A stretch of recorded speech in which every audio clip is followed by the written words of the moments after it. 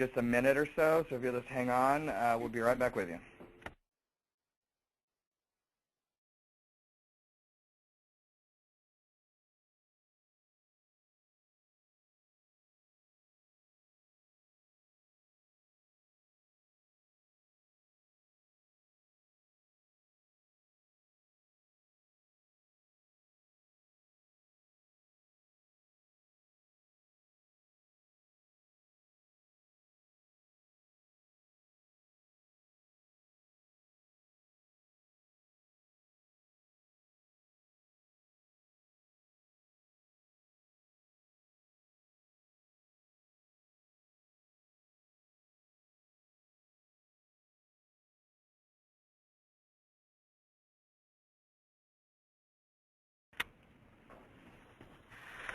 Good morning, everyone. Thank you so much for joining us this Friday morning on this for this important webinar.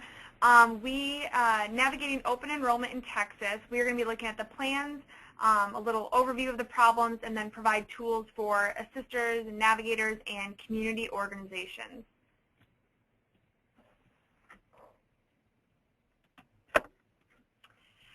So before we get going, just a few logistical things. If you would like to ask a question, everyone is in mute, but if you would like to ask a question, you can type it in the box to the right, and then we will receive those questions, and we will have time at the end to then go over questions, and our panelists will do our best to answer as many as we can. If you can't hear the audio, you can use your telephone. You can call in using the telephone number, access code, and PIN that you see on your computer. You can also download the slides at hivhealthreform.org, and we will also be sending an email this afternoon with a link to download the slides, as well as links to all the tools that we discussed today. You can also follow us on social media. You can start the conversation and talk about this webinar on Twitter using hashtags that you see there on your screen. You can follow us on Twitter. We are at HIV Health Reform, and also on Facebook, hivhealthreform.org. We also encourage you to check out our website, hivhealthreform.org. Again, this is a website devoted the Affordable Care Act, providing resources and assistance to navigators and organizations, working to understand and implement the Affordable Care Act specifically for individuals living with HIV. So we facilitate webinars. We provide information specifically for states either that have expanded Medicaid, that haven't, that have different Ryan White programs, that have different plan and formulary options on the marketplace. An incredible amount of information is housed on this website, so we strongly encourage folks to check that out.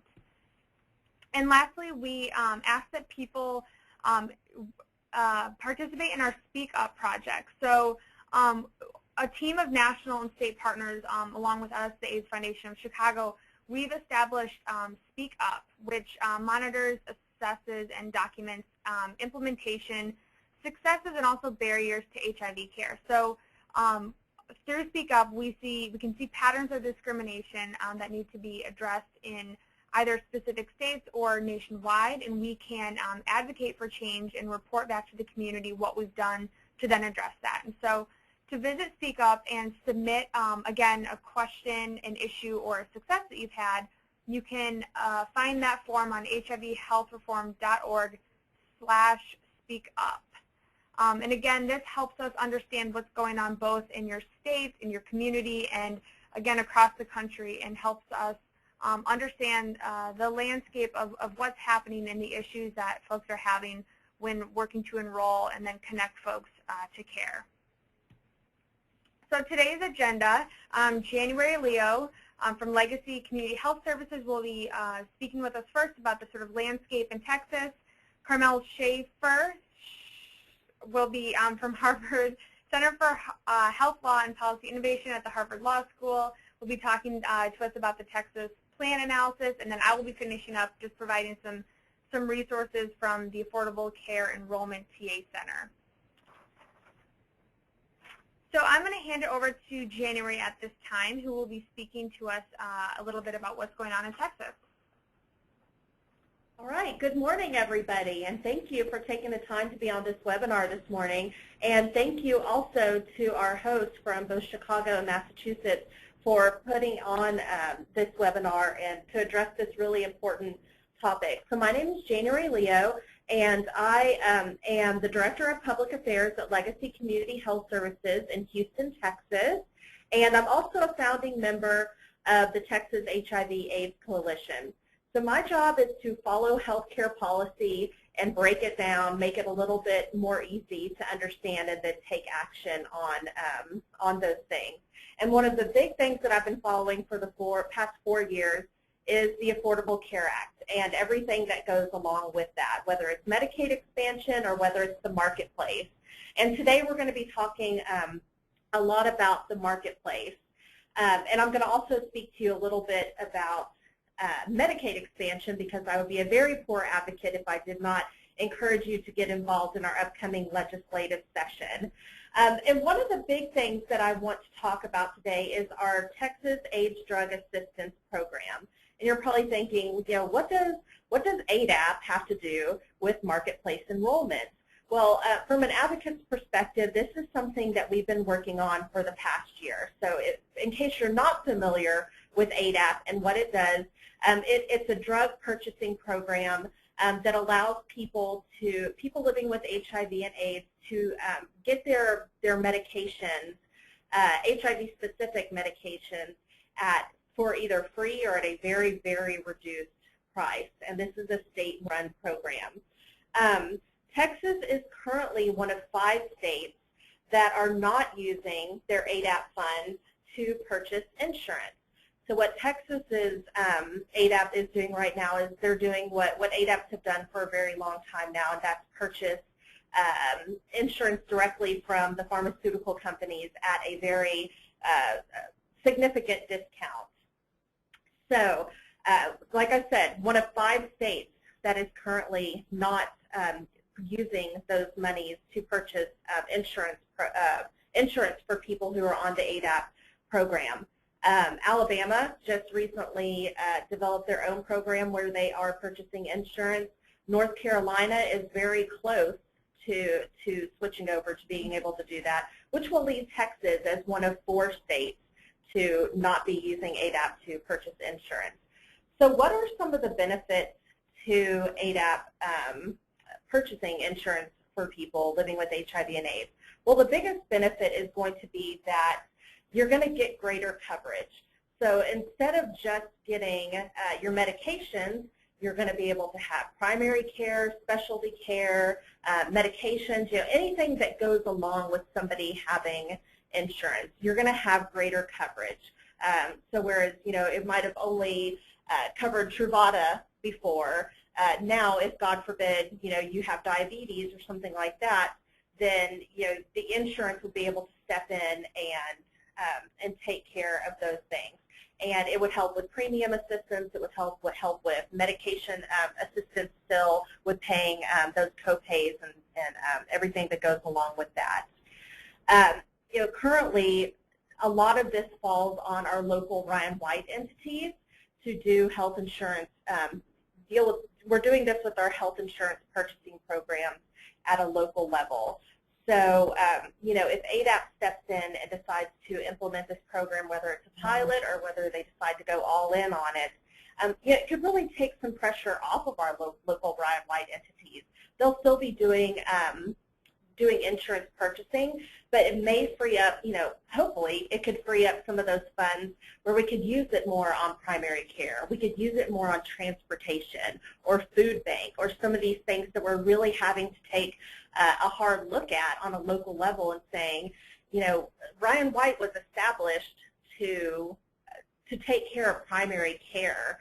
You know, is transportation something that we can still pay for? This would kind of take the question away from that. On ADAP's side, you know, they've been looking at this really hard for, like I said, about a year now. You know, and what they want to do is they want to make sure that the program's sustainable. You know, we don't want to get ourselves into a situation where we're purchasing insurance for folks for a year or two, then, oh, all of a sudden we don't have the money to be able to do that. So their first and foremost issue is they have to make sure that doing something like this is sustainable. Like I said, I'll say it once again, Texas is one of 5 states that is not currently purchasing, using ADAP funds to purchase insurance. And these programs that are doing this are already seeing a significant cost savings. So we're seeing it work in other states. It's really time for Texas to step up and do that as well. So that's what I have on ADAP. I don't see it happening, quite honestly, during this enrollment period, which ends February 15th. But I feel confident that come next enrollment period in November that this is something that we're at least going to see a pilot of. All right, and I apologize I do not have any slides. Many of y'all know how to get a hold of me, and I will give you my email address at the end as well. Let's talk a little bit about Medicaid expansion, because that's a real buzzword, buzz phrase that we hear around Texas a lot. So when the Supreme Court sent down their decision in 2012, I think, what they decided was that states had the option on whether or not to expand Medicaid. So as you probably know, currently Medicaid in Texas is very difficult to be eligible for. You either have to be a pregnant mom, a child, or fully disabled and not working. What Medicaid expansion does is it takes away that disability piece of things. So it's strictly looking at income. So if you're at 133% of the federal poverty level or below, which is roughly, I think, a little bit, maybe a little below or above $15,000, then you are automatically eligible for Medicaid and everything that comes along with that. And as you can imagine, this would affect a great deal of our Ryan White clients. I think at our last study we looked, it's anywhere between 70 and 80% of our current Ryan White clients who would be eligible for Medicaid if we expanded Medicaid here in Texas. So very important, something that we are going to be pushing for. We pushed for it last session. We have our next Texas legislative session that is coming up on, it begins January 13th, 2015. So the Texas legislature only meets every other year for 140 days. So they have 140 days every other year to get through everything that they have to get through. And Medicaid expansion is a very hot topic. It's really important when we're talking about Medicaid expansion that we think about messaging, and we are aware of who we are talking to.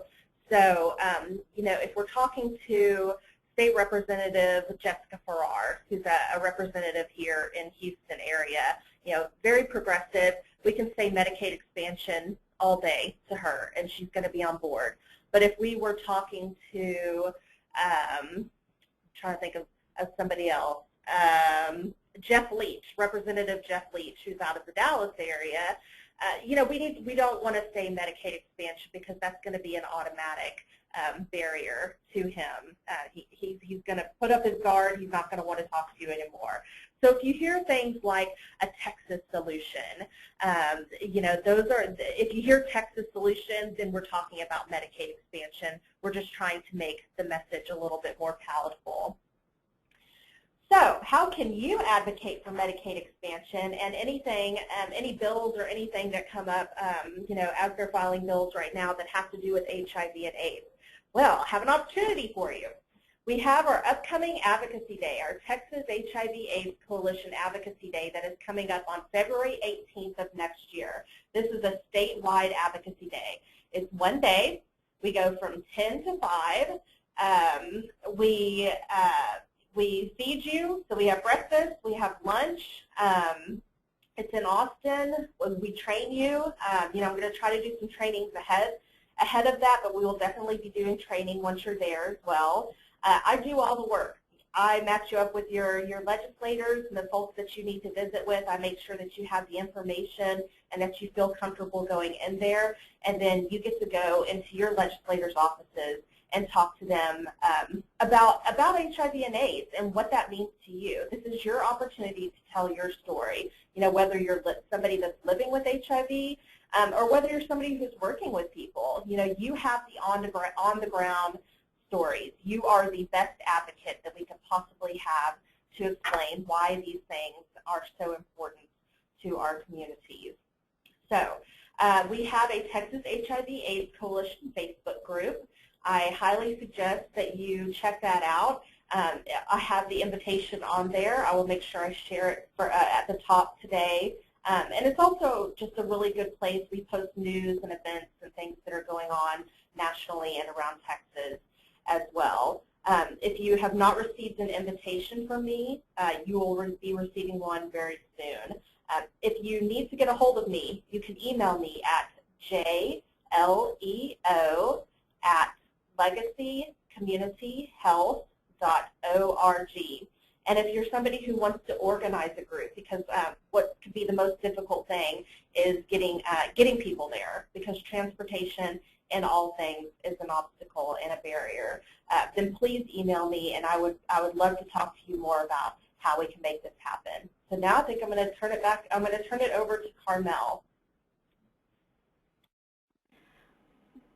Great, thanks, January. So my name is Carmel Shachar, and I'm a staff attorney at Harvard Law School's Center for Health, Law, and Policy Innovation. And I'm going to walk us through the tools that you can use to analyze the plans, as well as do a brief overview of the offerings of 3 of the major insurers to get you guys started. So if you could go to the next slide. So the enrollment timeline, as many of you know, open enrollment began on November 15th of this year, and it continues through February 15th of 2015. However, if people want to get coverage by January 1st, they have to enroll by December 15th, which is Monday. So the time is a little bit tight. However, I want to stress that you should encourage people who haven't made the deadline to enroll as soon as possible, even after the 15th. Their coverage may start a little bit later, but it's better to have some coverage than to miss out on coverage because you felt like you missed out on the December 15th deadline. So next slide, please. So we have a variety of tools that can help you analyze a plan. The one that I want to stress is our Marketplace Health Plans Template Assessment Tool, which you can find from the link posted down below, or if you need to, feel free to email me. This is a very comprehensive form. When we have students work on plan analysis, we usually tell them that in order to do a very good, thorough job the first time, they should sort of plan on 2 hours to analyze a plan. However, obviously it picks up as you gain experience and sort of know what you're looking for. And this form is really going to walk you through the critical items that you need to pay attention to in order to analyze a plan and be able to advise people on whether this plan does or doesn't meet their health needs. So next slide. So part 1 of my presentation is really going to be explaining the cost-sharing structures that you need to be aware of to understand what's going on with a plan. So this is useful not only for plan analysis, but when you're picking your own health care. This is applicable to pretty much everybody. Next slide. So some critical terminology. First of all, and I apologize for those who already know it, but I just want to make sure everybody gets to be on the same page. The first issue is premiums. So that's what people are paying every month for plan membership. And that's generally what people think about when they think, can I afford my health care? They think, okay, every month I'm going to get a bill for $200, $80, $600, however much it is, and I need to find a way to afford it. However, that's not the only thing that people need to be concerned about to figure out if financially one plan is going to be better than the other. The next thing I want to flag is the advanced premium tax credit. And this is money that the government pays directly to a health plan or to the consumer at the end of the tax year. The consumer can decide which one they want to do in order to reduce a consumer's premium and to make it more affordable for them. And these are the subsidies that you may have heard about because the Supreme Court has recently chosen to look at a case as to whether these premiums can be offered in all states, and I will talk about that briefly a little bit later. So what else do you need to keep in mind? You need to keep in mind copay. So the copay is what you're paying when you go visit the doctor or where you fill a prescription or when you get a lab test. And the copay will be a set sum. So it'll be $20 to see your physician for a preventative or just a general checkup, $10 to fill a generic prescription. Then we have coinsurance, which is very similar, but also perhaps the sneakier cousin of copays. So coinsurance says instead of paying a certain set amount per service, you're going to pay a percentage of what it costs. So instead of paying $20 to see my physician, I'm going to pay 20% of whatever the insurance company ends up paying. And the idea behind coinsurance is to make the consumer a little bit more price sensitive. Because with copays, I just pay $20 regardless of how expensive the physician is.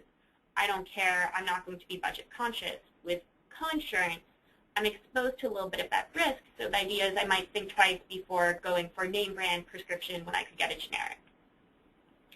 Another thing that people need to keep in mind is the deductible. And this is how much you need to pay out of pocket before the insurance plan will kick in and start paying. So if my deductible is $3,000, I'm going to need to spend that before the insurance company starts covering my cost of care. So obviously you want to have as low a deductible as possible. Lastly is the cost sharing subsidy, and this is money similar to the advanced premium tax credit that the government is paying directly to a health plan in order to reduce the out-of-pocket costs. And this is for silver plans only, which I'm going to elaborate in a moment. So next slide, please. So there are 4 different coverage levels on the marketplace. Working from the bottom, bronze is going to have the cheapest premiums but the highest level of cost sharing. Then platinum is going to have the highest premiums but the lowest level of cost sharing. And here I can't necessarily recommend one over the other because it's really a financial analysis of a person's health needs. So if I know that I'm a very healthy person, knock on wood, I'm not going to rack up a lot of health costs over the year, then I may want to go for a plan that has lower premiums and higher cost sharing, taking the gamble that I'm not going to rack up a lot of services.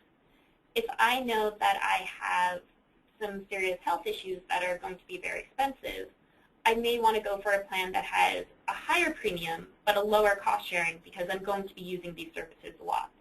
Next slide, please. Compounding it is the tax credits, which I mentioned a little bit before, these subsidies. So they are designed to reduce the premium cost depending on how much income you make, and they're a sliding scale. In order to qualify for them, you need to be earning between 100% and 400% of the federal poverty level. And we've put up the numbers for a household of 1 up there so you can get a sense of the range. These tax credits can be used at any plan level, so we're talking bronze, silver, gold, platinum. They can't be used for catastrophic care. However, they're geared to be designed for a silver plan. So there's going to be sort of kind of a push for the silver plan the way that these are structured. It's also critical that you advise anybody who is eligible for these subsidies to keep the marketplace updated on any income changes because there is a reconciliation process. So if you're hovering at 400% or if you're hovering at 100%, you want that consumer to be aware of that. Next slide.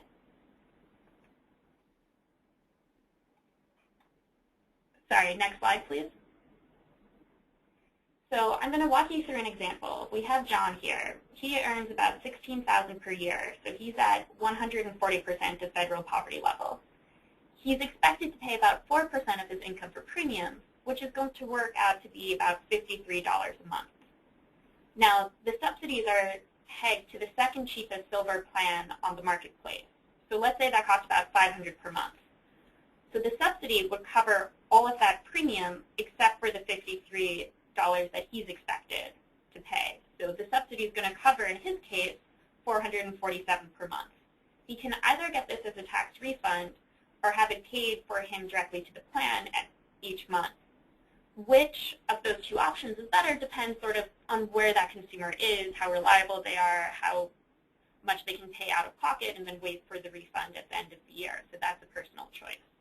One thing I want to emphasize, as I mentioned, the Supreme Court is currently about to hear a case as to whether these subsidies are available in states that don't run their own exchanges, of which Texas is one. So potentially the way that the Supreme Court could rule, it might mean that these subsidies won't be available very soon for consumers in states like Texas.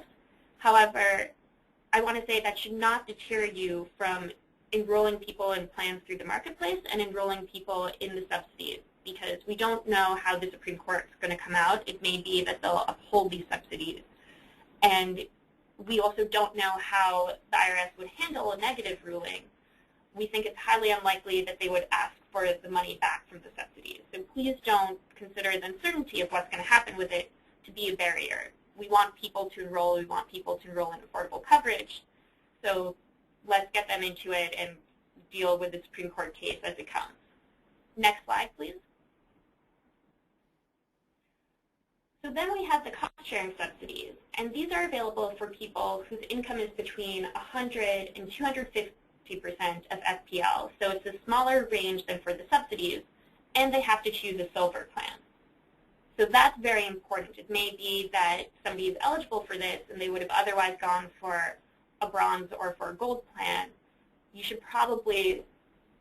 bring up to them that they'll get cost-sharing subsidies for a silver plan, but they wouldn't necessarily get it for any other plan. These subsidies would include the deductible. They'd include co-insurance for in-network services, co-pays for in-network services, but they would not include any premiums and cost of out-of-network services. And here you can see what the max out-of-pocket spend would be per individual. Next slide. Lastly, there is Ryan White, which is ADAP. I'm not going to talk about it in depth because Januari is far more knowledgeable about ADAP in Texas than I am and did a great job looking over it. It is supposed to be a payer of last resort. It can be used for gaps in coverage.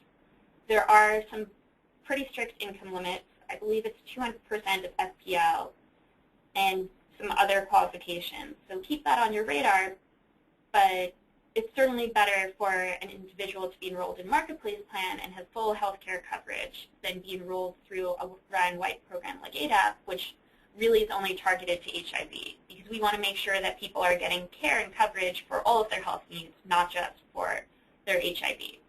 Next slide. So now we're going to talk a little bit about how you evaluate the qualified health plans, and I'm going to walk you through some of the tools that we have. Next slide. So in the hierarchy of what you should be evaluating when you look at a qualified health plan, you should pick a coverage level. So look at bronze or silver or gold or platinum. I recommend that when you're looking at the products that a certain insurer puts out, you first start at silver, because the subsidies are pegged to silver. Cost-sharing subsidies only come for silver plans. And these are supposed to provide fairly comprehensive care. Then you want to check if an enrollee's providers are a network. So it doesn't do somebody a lot of good if they have coverage, but they don't have anybody in their town, so they can't see anybody. Then you also want to check the drug formularies, especially if somebody has a serious and chronic health condition like HIV. And we'll discuss that a little bit later. Then you want to check the coverage for other healthcare needs. So are there transportation? Is there nutritional counseling? All of these add-ons that we would love for health insurers to provide, and some of them do, many of them don't. Lastly, you want to check the cost sharing for healthcare needs. It's not just good enough to say, okay, well, this plan covers your medication. If it's at 50% co-insurance and that medication is expensive, then again, you have coverage, but you might as well not have coverage. So it is really important to do some number crunching. We unfortunately can't necessarily do the number crunching for you guys because it's going to be very individualistic. It's going to be based on what that individual is taking medication-wise and what their financial needs are. Next slide. So the way that you access all of the information, hopefully all the information that you need, is you go to healthcare.gov to find marketplace plans. And here I provided a screenshot of what the first page will look like. You want to stick with individuals and families because it's unlikely that you'll be analyzing for small businesses unless you're providing your employees coverage. Next slide. So when you go to healthcare.gov, if you want to see the plans, you're going to need to input at least a hypothetical consumer. So you're going to want to know the zip code that you're interested in. In this case, we put in a zip code in Dallas. You're going to want to know household income. In this case, we put in $16,000 because that's how much that John makes. And then you're going to want to know household. You can have a household as small as 1. You can continue adding people. They're going to want to know if people are smokers, pregnant, and then they're going to estimate whether or not you're eligible for premium tax credit. So in this case, the website setting all of this up has estimated that this individual will be eligible for a premium credit of $200 and some change. Next slide. Once you continue to plans, you're going to get a summary of all the available plans. And there it's really helpful to go to the sidebar, which should be on the left of your browser, and narrow your results because you're going to see a lot of plans. And the best way to do it, I found, is to narrow your results quickly by clicking on health plan categories. And that's the coverage categories, the bronze, silver, gold, platinum. Again, I usually recommend clicking on silver first and starting there. Or by insurance companies if you think that one insurance company is going to be particularly good for the person that you're looking at. Next slide. So then you're going to see these little boxes for each plan. And here I've pulled up one of the Blue Cross Blue Shield offerings. And they're going to provide you an estimate of the monthly premium, the deductible, and out-of-pocket maximum, which is helpful for getting a quick financial snapshot of what enrolling in this plan is going to look like. However, I would strongly recommend that you don't stop there. The really important items that you want to find are the summary of benefits and list of covered drugs, which will always be sort of underneath in this sort of list of documents. Here I want to warn you, we've been finding when we go to analyze plans that oftentimes the links are broken, especially to the list of covered drugs. This is really frustrating. It's not supposed to be like that. If you're seeing it systematically, please let us know so that we can try to make some noise and get it to the right people to fix. However, obviously that's going to take some time, so if the link is broken, go directly to the plan's website and start clicking around and searching. It won't be as easy or elegant, but it should be up there somewhere.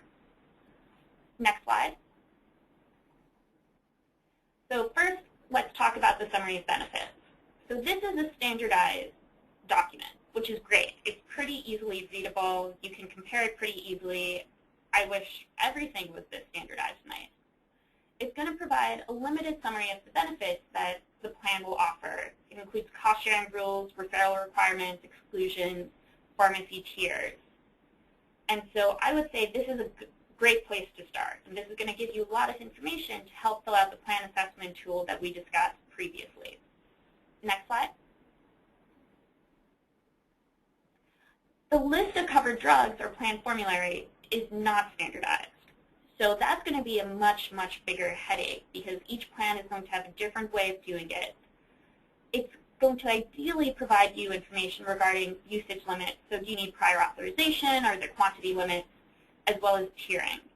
And tiering is, all plans have different tiers where they say, okay, for really cheap generics, that's a tier 1, so your cost sharing is going to be very low. Your co-payments or your co-insurance are going to be very low, and we might not impose any prior authorization or quantity limits. And then it works all the way up to generally there's about 4 or 5 tiers.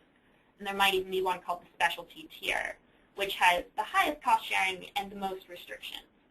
One thing I want to flag here is we've been seeing that oftentimes the plan summary says that there are 4 tiers, and then the formulary will say there are 5 tiers. So that's a conflict. I would go with the plan formulary as opposed to the summary because things might have changed. But that's certainly something to be aware of and to flag when you do the analysis that it's not clear. And please let us know. Another problem is that these formularies, plans are really bad about updating them, even though they should. So we've been seeing a lot of plans still have their 2014 formulary up, and they say, well, we don't think it'll be any different in 2015. I would note that on your plan assessment because that's not a binding statement. It could be very well that they decide to change it for 2015 and they put it up, and that's something that's been extremely frustrating and harmful for consumers. Another thing to note is that oftentimes they'll post what they call a select formulary. And this is not necessarily a complete list, which is also really frustrating because they're supposed to provide you with a complete list. So if you see that, that's a good time to go to the plan website to see if they either have a complete list or sometimes they'll have a drug lookup database, which we found is very comprehensive. And then you'll have to input the individual's medications each individually, and it takes a longer time, but at least then you know, okay, now we know affirmatively whether or not this medication is covered. Next slide. So as I said, you should use all of this information you find during your review of the summary of benefits and the plan formulary to fill out the plan comparison chart. And you should note as many limitations to your research as possible. So for example, if they have the 2014 formulary up, or if they only have the select formulary up. This is going to be really helpful because, like I said, you're going to see a lot of changes with these documents, and it's good to have a record of what you actually looked at. Next slide. So now I'm going to do a very brief overview of the available qualified health plans in Texas. And so what we did was we looked at 3 of the larger insurers, and we looked at their plan formularies with an eye to what consumers living with HIV would need. This is not a complete assessment. We have some partners who are helping us with a complete assessment. As soon as that is out, we will certainly package the data and share the information with everybody. We don't have that yet, which is why also I've spent this time telling you about the plan assessment tools, because if there is a plan that you're particularly interested in, you should not necessarily wait for us. You should feel free to dive in and really assess that plan. Next slide. So first, let's start with Blue Cross Blue Shield. So it has some good points. It covers most HIV medications, including single tablet regimes, such as Atripla, which is really great because those are some great medications that we aren't seeing consistent coverage of across the nation. It also covers most HCV medications, including Sovaldi, which again is great because we're seeing a lot of limitations around Sovaldi. So from a formulary standpoint, the Blue Cross Blue Shield formulary is pretty good for people living with HIV and HCV. The cons, it generally requires about 20 to 30% coinsurance for HIV medications, which is actually better than a lot of its competitors, but it's still not great because that gets expensive very, very quickly. However, not all of its plans and products have that coinsurance level because it does vary. Most of the plans have relatively high deductibles, in part because the coinsurance is lower than in the rival plans. So from our analysis, we only saw their gold products to have deductibles under $3,000. So again, this is where you do the math to say, okay, well, is it better to have lower coinsurance or to have a lower deductible for the individual? Next slide. So Humana, one thing that I like about Humana is that it has some flat formulary structures, meaning that all co-payments for all medications are the same. They aren't raising the coinsurance for more expensive drugs like the HIV drugs. And I flagged 2 of the plans that offer that formulary structure. For their other plans, they put pretty much all the HIV and HCV drugs in the specialty tier, which means that there's high cost sharing, high copays, high coinsurance.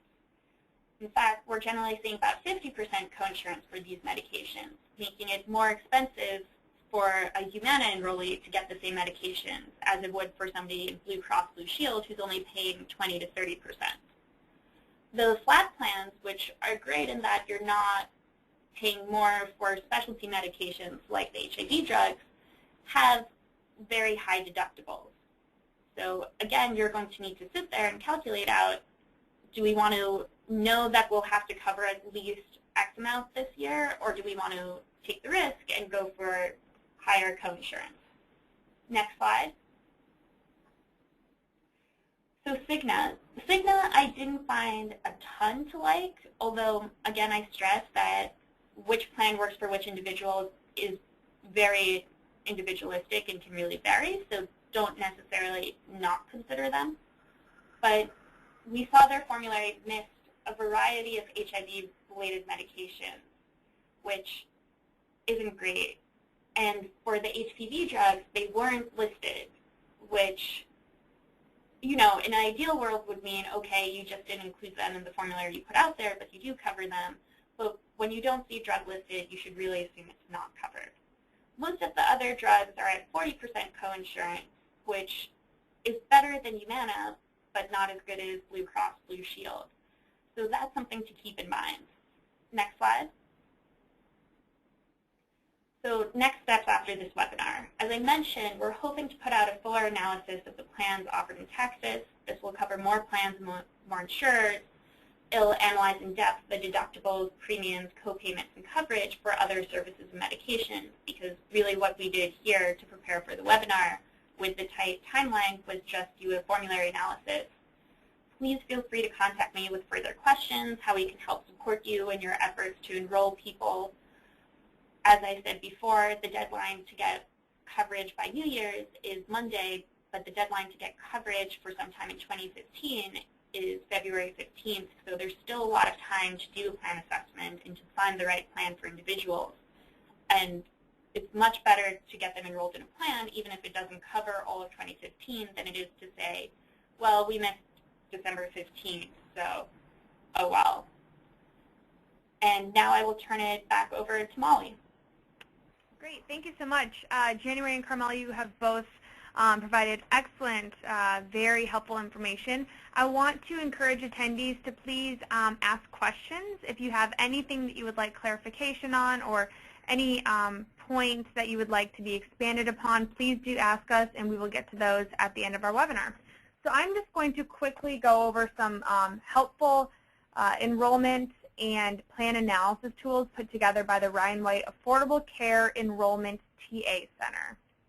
So they've created several fantastic technical assistance tools to use when evaluating plans and enrolling consumers. And we are just going to briefly walk through these. And again, the email that we send out this afternoon, and we'll have these links to these helpful tools, and they will also be located on our website.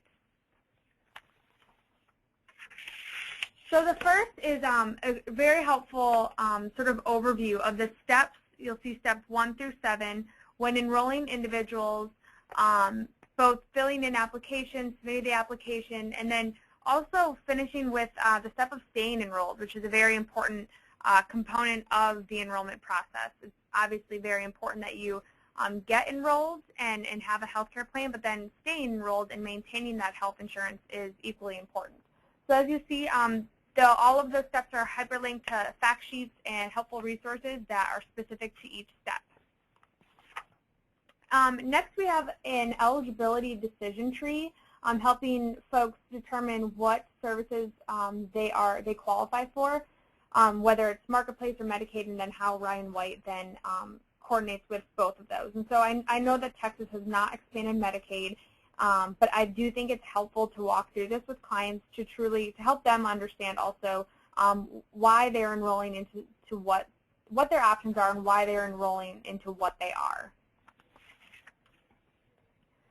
The next is the healthcare plan selection worksheet, and so this helps navigators and enrollers help sort of draw out what information the consumer can provide in terms of the current medications that they are taking and their primary care provider and sort of their network that they're currently in, and then help find a plan that is best suited to both continue to provide continuity of care. Hopefully their primary care provider or the specialist that they see could maintain within their network if they chose the correct plan or a good plan for them. And also knowing what prescription medications they're taking, you can then find those on the formulary and understand the best coverage option for that individual, which can provide them affordable care, not just quality care or expansive care, but affordable care that they can pay the premium for each month. Next is a fact sheet, which helps walk through and consider what and why people with HIV, how they can enroll in healthcare coverage, and also how navigators can help people living with HIV to then enroll individuals. And it kind of gives an overview of the key sort of medical benefit, or the essential health benefits that can positively impact individuals living with HIV, and it provides a nice sort of overview for consumers who may may be unfamiliar with the ACA or sometimes a bit skeptical of it, help them understand how this can help them.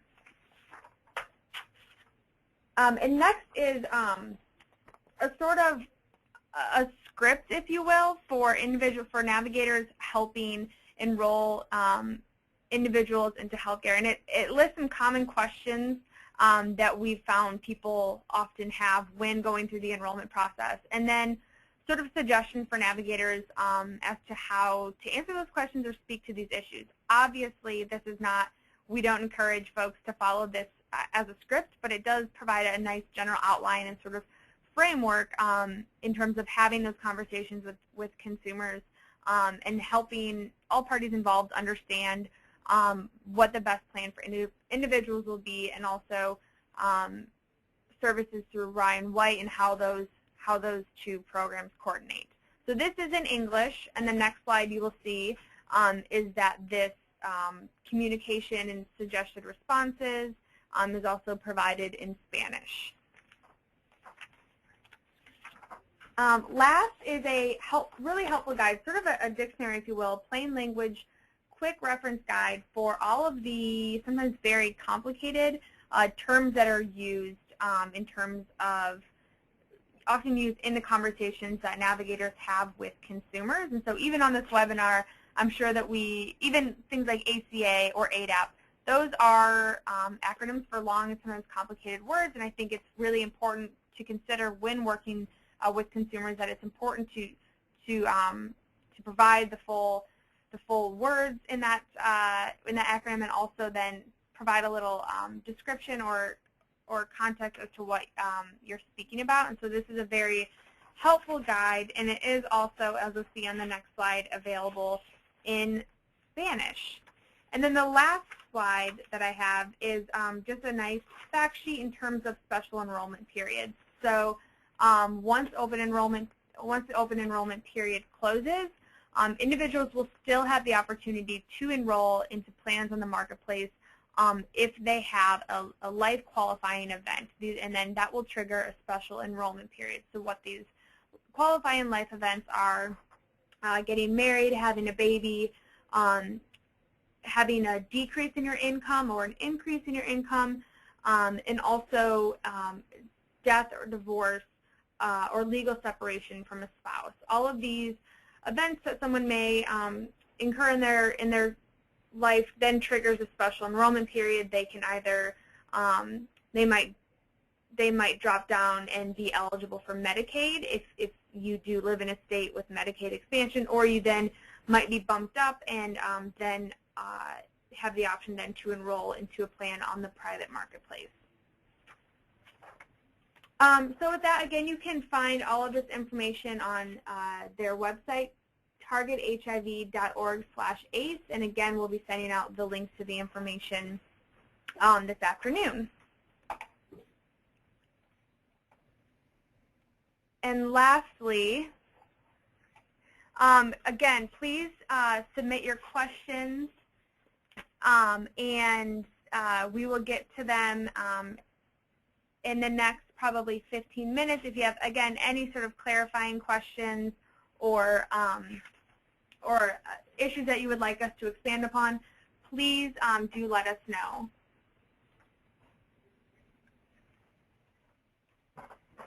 We do have one question, and we're just going to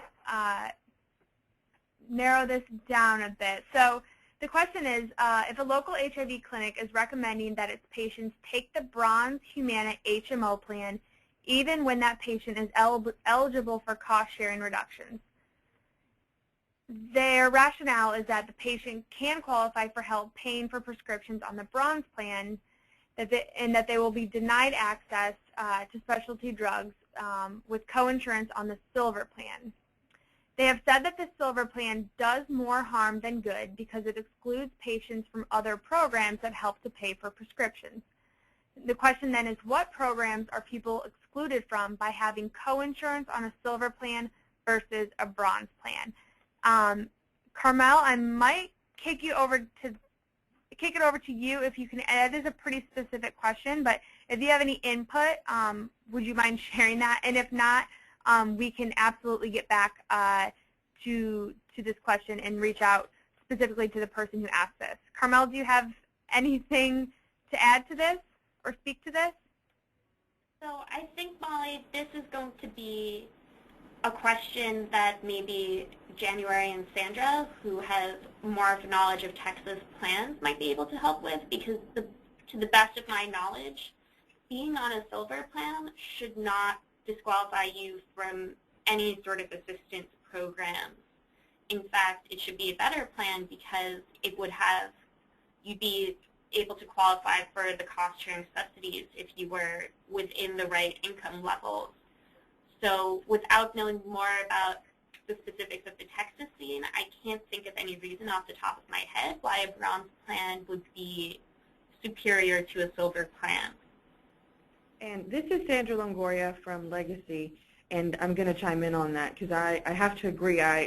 From what we've seen with our consumers, there are more cost-sharing benefits with a Silver plan, and even as far as with the medications. When it comes to the medications, on the Silver plan, the copay, it's a set copay tier, and with a low range of $10 for a generic, and as high as $150 for the specialty drugs. Whereas with the Bronze plan, I believe it's still percentage-based.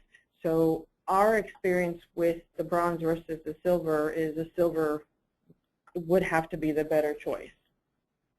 And at least that's what the majority of our consumers have been choosing.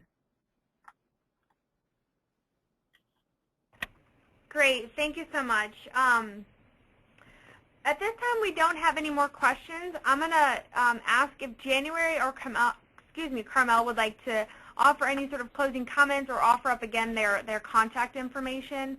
Please do so now. We'll wait for any other questions to come in, and if we don't, then we'll go ahead and wrap up. But would you, either of you, like to again provide the website and any contact information you may have? Sure, this is Januari, and I just once again, want to encourage everybody to attend the Advocacy Day on February 18th because, like I said, y'all are the boots on the ground, and you're the ones that are seeing any kind of issues that are coming through, and really need y'all to be able to tell your stories.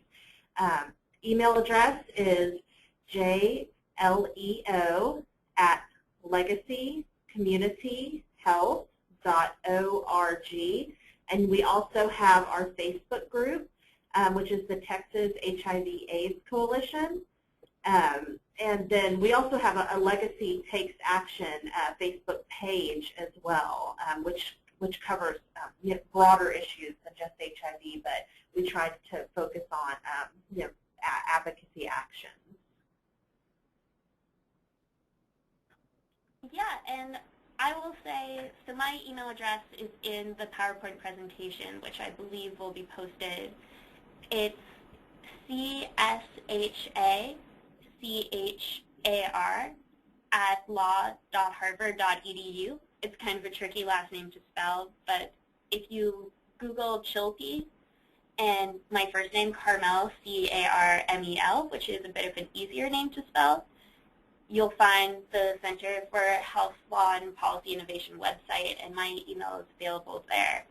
Please don't hesitate to reach out with any questions as you go through and do this. We want to support our Texas partners and advocates in any way that we can as they help people enroll.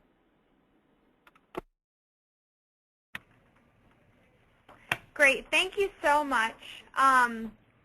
We're going to wrap up this webinar now. I do want to quickly remind you and encourage you again to speak up if you're having any issues, any barriers, and especially in Texas. I mean, you guys are having some pretty difficult barriers to overcome when linking consumers with insurance and care, and so please do let us know. www.hivhealthreform.org/speakup. Again, thank you so much for joining us, and please do reach out to myself also if you have any questions. My email is mmcandrew@aidschicago.org. And in the email you'll get this afternoon, you can also reach out to us through that. So again, thank you so much, and I hope you all have a lovely Friday.